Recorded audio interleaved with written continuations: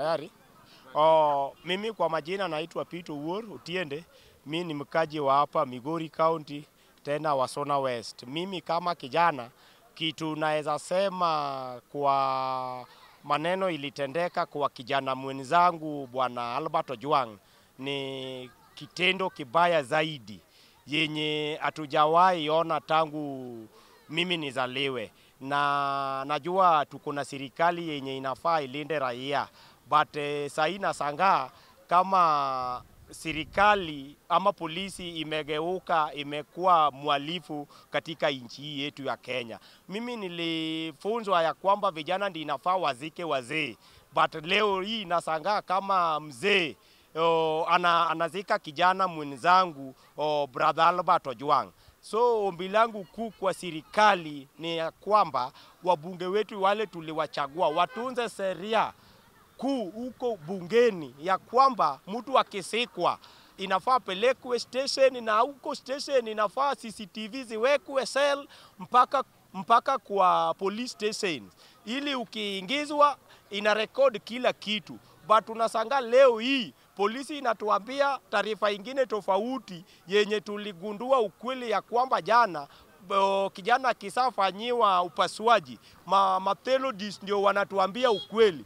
Hapa ndio tunashangaa polisi wanasema mara vijana iligonga sijui kichwa yake. Maneno yangu ya mwisho, nataka sheria ichukuliwe. Hata mkubwa wa huu polisi sijui ni nani, and sijui kama yeye ni nani above the law Kenya hii. Huyu mtu ajitenge kando kwa ofisi, investigation ifanywe, na tunataka hatua ichukuliwe. La sivyo sisi kama vijana tutachukua sheria mkono mwetu, ama sivyo vijana?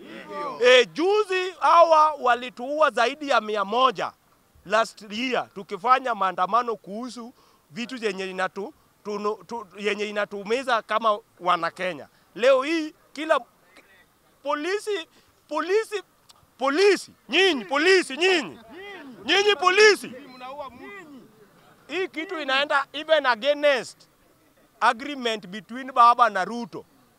Baba tunamjua hajawahi kubaliana nini ya binadamu ifanyiwe namna hii. So tunashangaa sana kama vitendo kama hizi inatendeka nchi hii yetu. Sisi hatutokubali hiyo kama vijana wa Migori County, la sivyo tutateza maandamano kubwa hapa mpaka hatua ichukuliwe, au watu wakamatwe wawekwe cell ndani wafungwe. Huyo Lang'ata toke mpaka na huyu anaitwa Murkomen. Huyu hawezi fanya kazi. Na Ruto sipojichunga, kuna watu hapa serikalini yake wanamngeza kwa moto sana na hata toka hapo.